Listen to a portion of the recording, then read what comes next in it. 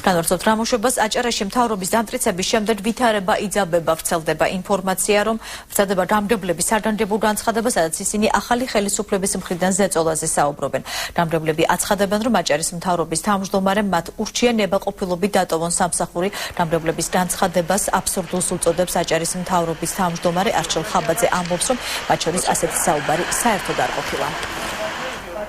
სამუშაო შეხვედრის დამთავრების შემდეგ არა მარტო ჩემთან, არამედ ჩემ კოლეგებთანაც იყო იგივე მოწოდება, რომ ჩვენ დაგვეტოვებია დამდებობები. ეს არ იყო თავმჯდომარის მოწოდება, ეს იყო მან გადმოგცა კოალიციის ლიდერების დანაბარებას.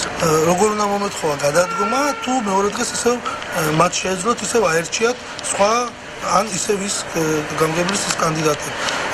არალოგიკურია, ვფიქრობ, სიმართლეს არ შეესაბამება, ან მიმინიშნებიან მე რომ ის უნდა გადადგა პირიქით, უთხარით იყავით მანამ, სანამ 1 დღე იქნება, 10 დღე იქნება თუ 1 წელი გავა, უნდა იყვნენ ისინი თავის ადგილზე და მოვალეობა შეასრულონ.